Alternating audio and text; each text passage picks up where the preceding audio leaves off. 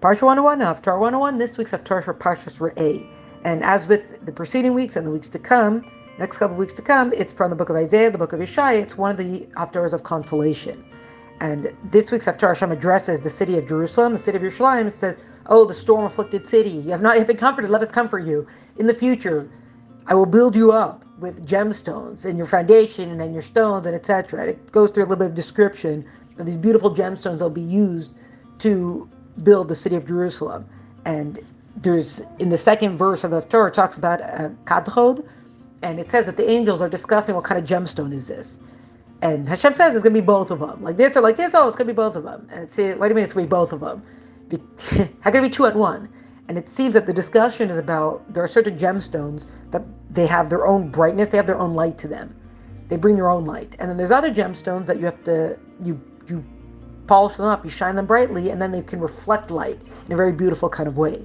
So is the reward in Messianic times going to be according to the actions of the individuals, or will Hashem be bestowing light and reward upon them despite the actions that were done until then?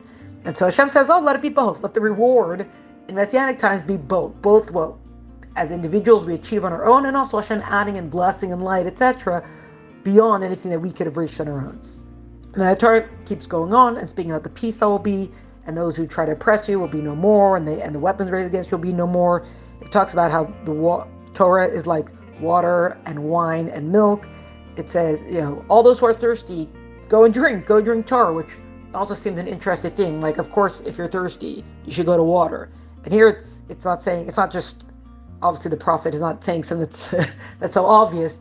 The prophet is saying those who are thirsting on a level of thirsting for Torah, not just, oh, I love God and everything is so great, but an actual desire and longing for God.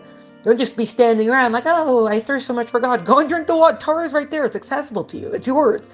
Go drink from it. Go have it. Don't just be walking around and don't quench your thirst. Don't walk around parched and be thirsting for God. It compares Torah to water and to wine and to milk, and it says, why should you pay for bread that you're not going to get sustenance from it, or you toil and there's no satiation from it? And it's basically saying, don't go off and try to think that you're going to find fulfillment in other kind of wisdoms and disciplines. Torah, like water, is what's going to sustain you, and it does sustain you. And then the Haftarah ends off with saying that, like King David, and Mashiach is going to come from King David, Hashem says, I will establish and make an everlasting covenant with you, and for God has glorified you, etc. And that's this week's Haftarah.